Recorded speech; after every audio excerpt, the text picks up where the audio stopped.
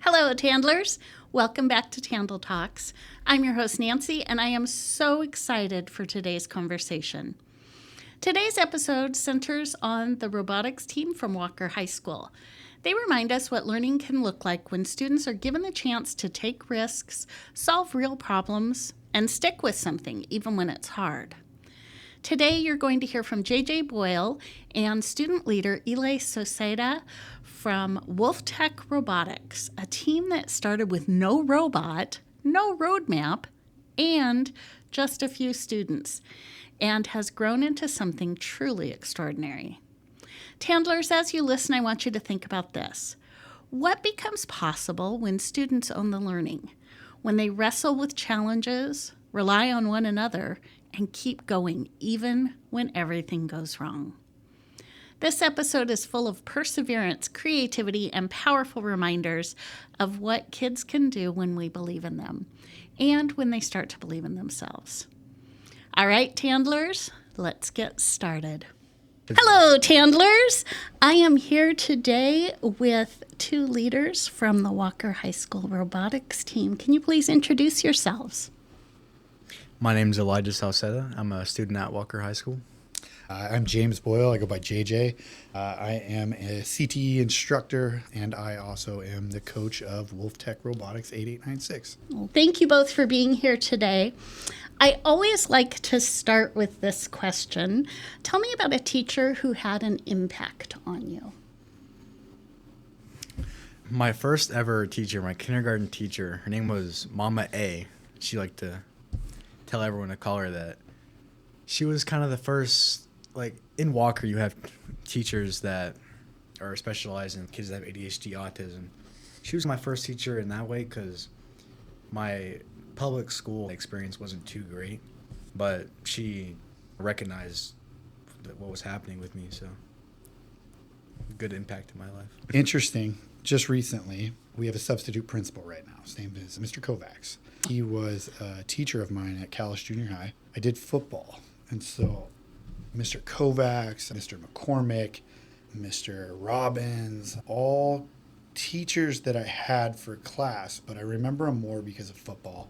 I remembered those three guys, and I think that they're probably with me still because I've told their story of these little antics that they would do during warm-ups or something like that. They made a huge impact on me, and this isn't the first time I brought them up in the last 30 years, so yeah, those three. I love it. Thank you both for sharing your stories. I love hearing about the impact of teachers. I think the work that we do as educators, it makes a difference forever and ever, right? You remember that all these years later. I never really thought about that in that way. Right? Does it make you want to be a teacher a little bit? Kinda. JJ, when you arrived at Walker, there were no students and no robotics team. What made you believe that this program could become something meaningful? When I took the job coming out of industry, the robotics part of it was really confusing. And I thought to myself, what person is going to be right to teach this in a high school setting? And so robotics was actually a nervous part of taking the job. And so then when I came in, I realized that everything I was doing in industry had sensors on it, pneumatics, wiring, which is everything that's on our robot. So here we are, September, we go to Christmas break, I'm surviving. January is when they say, oh yeah, and you're a robotics coach. I didn't have a plan. I walked in, I had a few kids that were interested. We built a flat robot. I could build anything, didn't know how to code. I had one student go to my first competition, and he built that robot. I helped him. And then the whole community helped us get it moving so that he could compete. And that's kind of how it started. But then my second year is when I knew we could do it. And I knew that as long as one student, at that moment, that it didn't matter. Any year that I was going to do this, be a coach and try to get a kid to build a robot, I could do it with one. And so it really just took having a student with a positive attitude and wanting to learn. Stream forward 3 years, right? We have 6 people this year. I have a structure to it, but come time to build a robot in January, they know it's expected. They've been trained. They help each other. It makes me think about something we talk a lot about in education, which is productive struggle and risk taking. You also have the pressure of a competitive environment, right? How do you support your students and help them with that productive struggle and risk taking? Patience, 100% patience. I try to paint a picture. We also watch some videos sometimes about past matches. Eli was blessed that last year he was involved, but I had 3 or 4 that had never been to a tournament, never touched a robot, I think one of them never touched a tool before. And so it's patience. When we get there, it's very overwhelming. Throughout the years, I've learned to be that calm face. I think that they can look at me in a stressful moment and see calm, patience, and that no matter what happens, it's going to be okay. Part of robotics is that everything goes wrong, and then we fix it, and then we fix it again, and then we fix it again, right? We move forward, and we do our best no matter what it looks like, because our best isn't the same as the other teams. Our work week isn't the same. So Eli, you have 6 students on your team, is that right? Mm-hmm. And that feels like everybody has to know a little bit about everything. Yeah. How has that shaped your growth as a learner and as a teammate? As you said, that everyone has to know a little bit about everything. You see these really big teams, each person knows a lot about one thing. And I think our versatility, that's what makes us who we are as a team on a whole. You have a deep understanding of all of the pieces instead of just your piece, right? Exactly. What's something you've learned in robotics that surprised you, like about yourself, about working with others, or handling stress? So about stress, I actually have done dance for about 7 years of my life. And when you're on stage in front of hundreds of people for like half your life, that pressure in the real world kind of transfers over into a stressful environment like the robotics competitions. I think finding out about working under stressful situations has helped me realize a lot about myself and the world. Does it get easier the more you're in stressful situations, or is it? It can differ. I mean, sometimes, yeah. So let's paint a quick picture. Our tournaments, right, Eli? There's about 34 to 36 teams of roughly 10 to 40 people on each team, plus about 20 mentors on that team. About 500 to 600 people in the crowd, right? What does it feel like when you get called into the middle of the field with 600 people in the stands and you have to accept an offer from another team to join theirs? Is that stressful for you? Because I, at your age, could have never done that. You know, I walk up there with you and I am still so nervous. Are you saying that your dance transfers over to that moment right there? Yeah, because if you think about it, just saying a couple words in front of that many people is way different than dancing in front of that many people, because they're watching your every single move, intricate, everything. So, I mean, you have to keep it professional.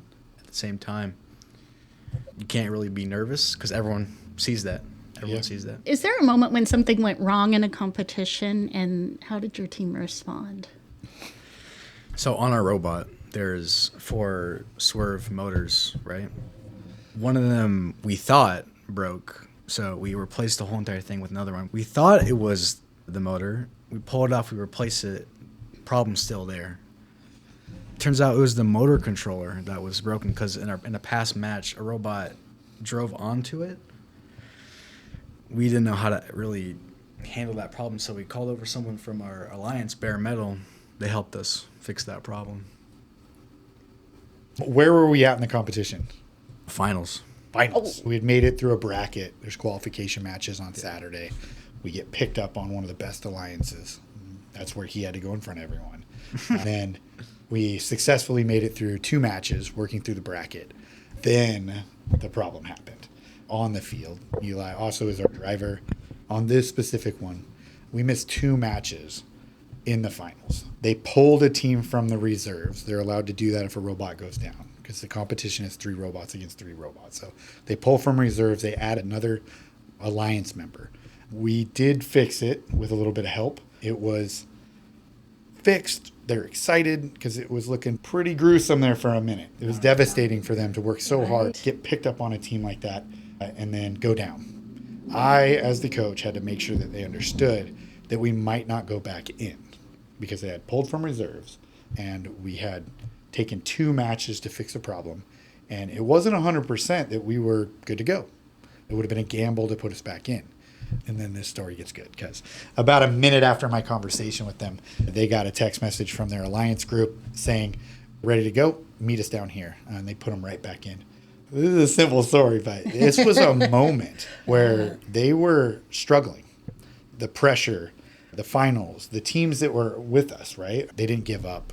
They kept battling. And at the end of the day, they got help where they couldn't do something. They couldn't figure something out. And so instead of just quitting, they sought after another team. And this is the community we're in. They will help us no matter what. But to not give up, because I couldn't say that every 16-year-old would survive that moment. So it was a big moment, Eli. It's high pressure, right? Plus also, I bet your brain is spinning trying to come up with solutions, trying to figure out what's the problem and how do I fix it.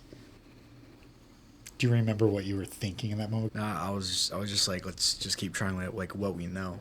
Well, Eli, have you taken any academic skills or leadership skills that you've developed in robotics that show up in other areas of your life? Yeah, so actually I'm the school board rep for Walker High School. I talk actually a lot about robotics at the actual meetings. Everyone there thinks it's pretty cool. About robotics in my everyday life, actually, I was helping my dad fix the dishwasher. And I practically did it myself just because of how many STEM skills I've learned at robotics. So he's like, wow, you're like, where did this even come from? I'm like, dude, where do you think? So some schools assume that you need a large team or lots of resources to be competitive. And that's not your story at Walker High School. What does Wolftech Robotics prove about access and opportunity? Resources help. To paint a picture, our robot is a small robot compared to most other ones. Not in size, but the value of components, the amount of things that are on it. And it's still roughly $5,000. Wow. So there's a lot of money involved in this, and some teams have that resource, so they don't have to worry. So if they have an idea, it's just paid for, it's bought. The parts are on the way. We don't have that luxury. Most of the essentials, not a problem. We've been able to, with our district's help, manage that pretty well. We do have to probably reuse more than these big teams would. Starting last year, we had some real success. We won a blue banner last year. So when you win a district competition, you get a blue banner for a championship. Each of the 3 teams on that winning alliance get one. That success did not come because we had all the resources in the world and the budget to buy anything. It came from just a group of committed kids that were willing to make mistakes and put a lot of time and effort into it. We also have transportation issues. So we have an activity bus. Shout out to Mr. Sanchez, greatest principal ever. He fought to get a bus my first year. And so we got an activity bus coming to Walker on Tuesdays and Thursdays. Part of the resource problem would be transportation. A lot of these schools will have an activity bus every day, and you can stay late. A normal program for a robotics club in our competition would be January, the tournament launches. They are 5 days a week and a Saturday until early March. We can't do that. Nothing's impossible. We will always have to recycle parts and do things a little bit differently, borrow things from other teams. But I saw that without the resources, you can still do it. Right. And it's honestly back to dedication, commitment. Last year was the first year that we got a sponsor. And so things looked pretty good for this year because of the path that these other students took for Eli and others. Mm-hmm. I also learned a lot and got these guys a mentor, Mr. Markham. He's a robotics engineer at Boeing. So some of these teams, they have all the resources, right? My thought for this year was that we weren't going to a competition. And then just things lined up. It got paid for, the robot got built, and we made it.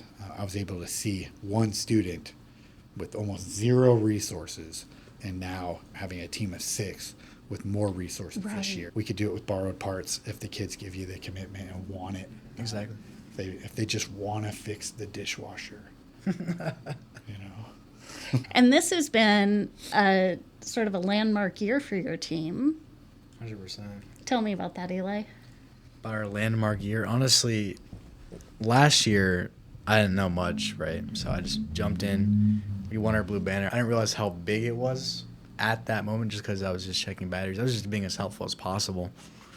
We actually helped the team get their first ever banner. You never realize how big it is to people until you get those accomplishments. And honestly, it's kind of shocking if you think about it.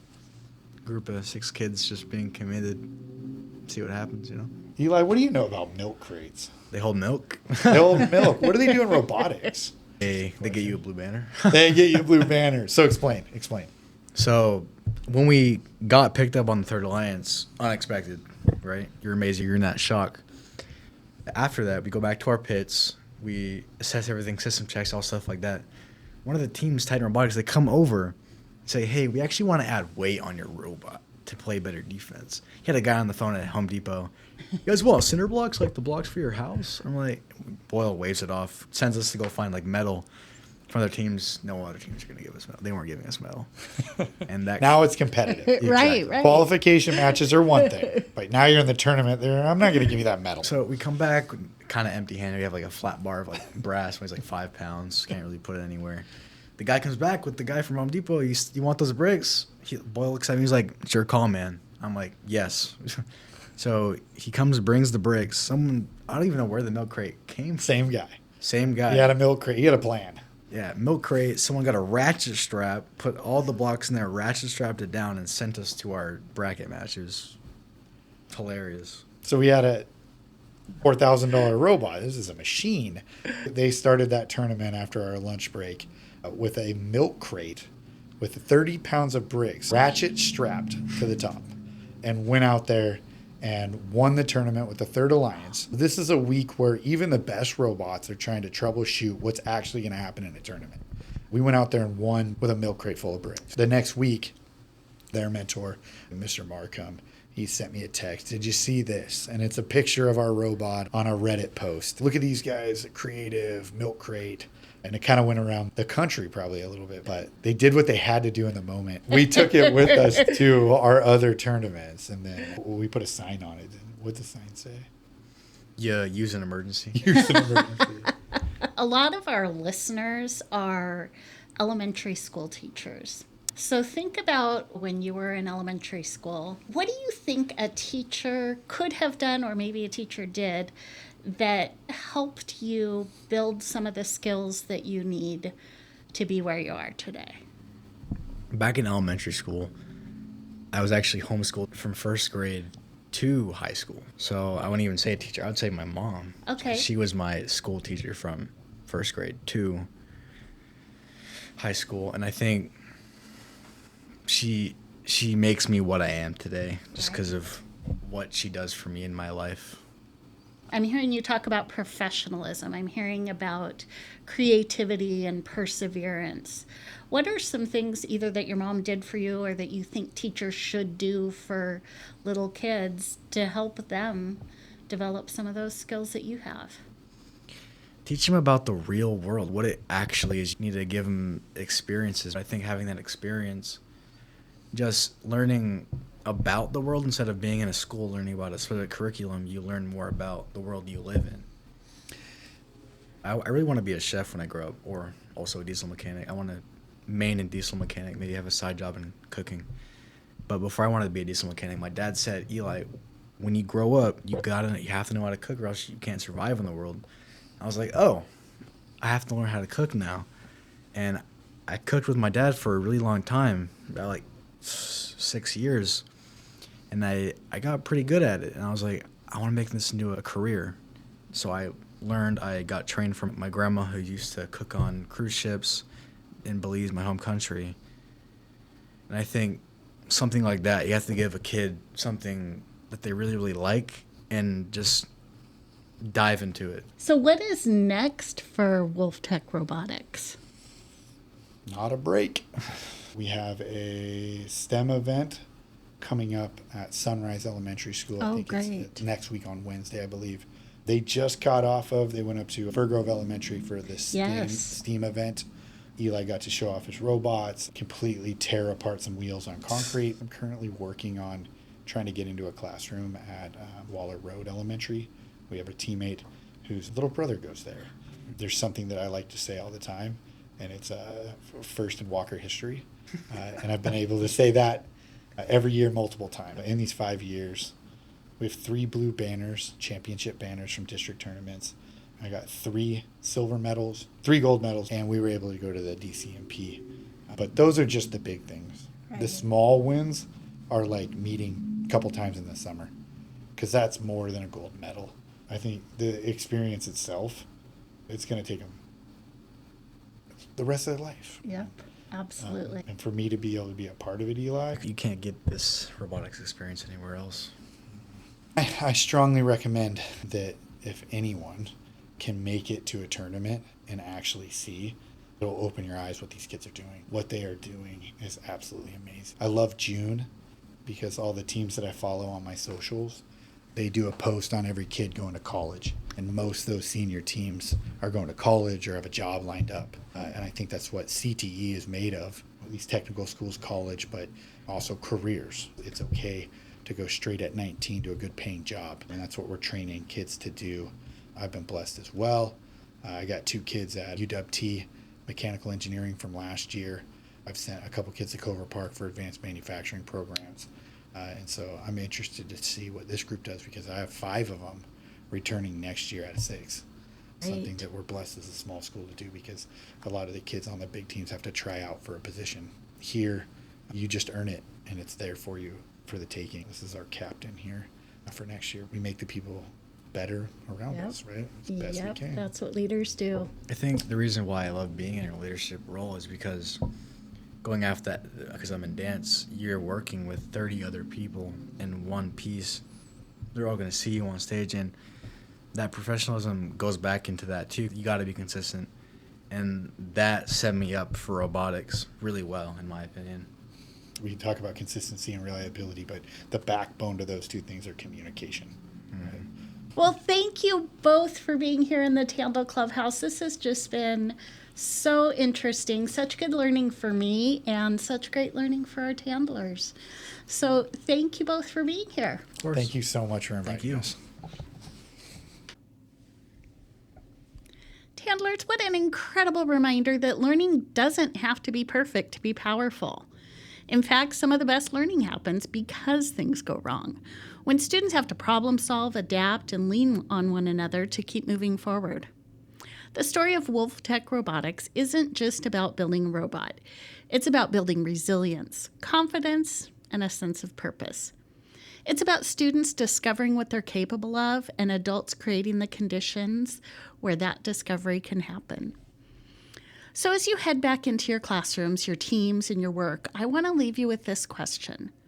Where are we creating space for students to struggle, to collaborate, and to build something bigger than the task in front of them? If this conversation sparked an idea or resonated with you, share it with a fellow Tandler, because the more we learn together, the stronger we become as a system. As always, thank you for the work that you do every day for our students. Until next time, Tandlers, keep learning, keep leading, and keep building something bigger.